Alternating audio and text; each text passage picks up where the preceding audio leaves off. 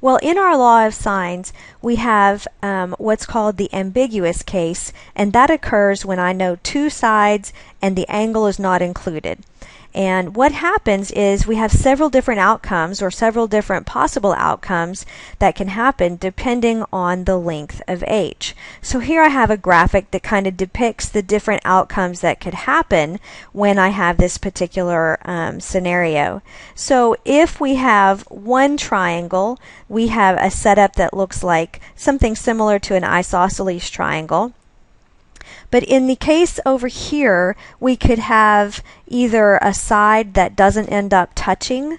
So in other words, we don't end up with the missing side we need for a triangle that we're trying to solve for.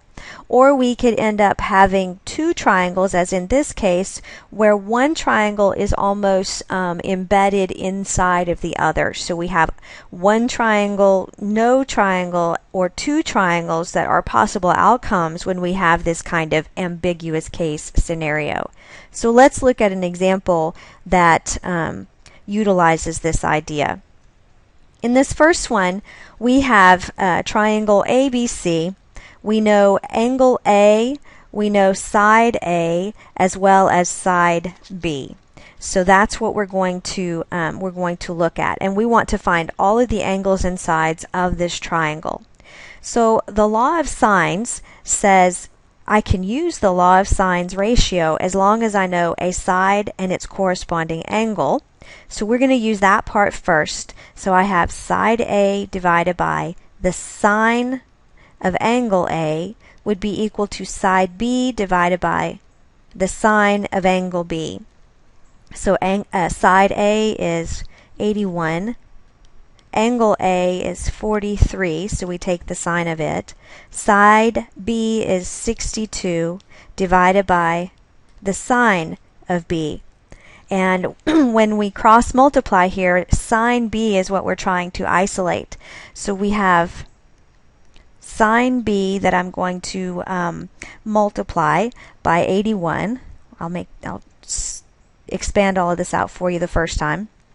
And we're going to multiply that by the other diagonal, which would be 62 times the sine of 43. So in order to get sine B by itself, I would have to divide both sides by 81. And I end up with sine B is equal to 62 times the sine of 43 divided by 81. Now I can do all of this right here in my calculator, and when I do this multiplication, I find out that sine B is equal to 0.5220. In order to solve for this angle B, I now have to take the inverse sine, because remember that's how we do that on our calculators. So, but when I do that, I have two possible angles that I'm going to get, right? Because when I take the sine of some angle and get back a positive value, I have angles that are positive over here in the first quadrant, as well as angles that are positive for sine in the second quadrant. So I have two possible angle choices that could come out of this. So let's look at what's going to happen here. On my calculator, I'm going to take the inverse sine for the first angle. I'm going to put it in as inverse sine of 0.5220. And when I do, I get something that's around 31 degrees. Now the second angle that I would have, so that's this angle over here in quadrant 1. The second angle, which is going to occur over here in quadrant 2, is going to have to be 180 degrees minus the 31, and that gives me 149 degrees. So these are the two possible angles that I could have for this angle B. But I need to know which one do I choose. Let's look at the large angle that we have as a possibility right here. If I have a triangle made up of that would include this angle B, and it is equal to 149 degrees.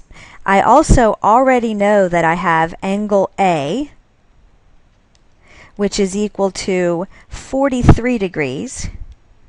And the sum of these two angles, if I were to add these two angles up already, is equal to 192 degrees already. So two angles out of the three that are possible in a triangle are already giving me 192 degrees.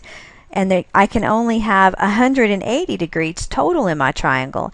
So this angle right here is too large. And we do that by taking that angle, adding it to the angle we already know, and kind of evaluating it. So 31 degrees is the angle that we're going to use in this particular case. Now that I know, and let's just kind of summarize what we know again down here. Angle A was equal to 43 degrees. Angle B is equal to 31.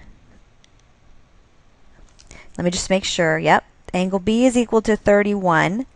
I know side A is equal to 81.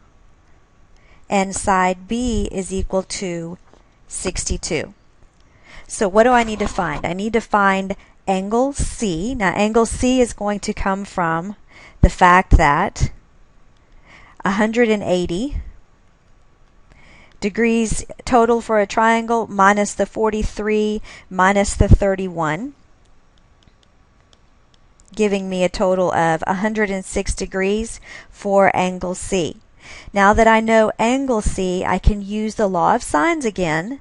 And the law of sines say that I just need to have a side and its angle ratio. So let's just pick angle A. So we'll say side A over the sine of A is equal to side C over the sine of C. Filling in A, we get 81 over the sine of 43 equals side C, because that's what I'm looking for, over the sine of 106. So we're going to solve this for C, and when we cross multiply we would get C is equal to 81 times the sine of 106 divided by the sine of 43, and you should find out that that value is going to be equal to 114.2. And that's how we can use the ambiguous case when we end up finding just one triangle. So remember, if these are our choices up here, this example was a scenario of this type of a triangle.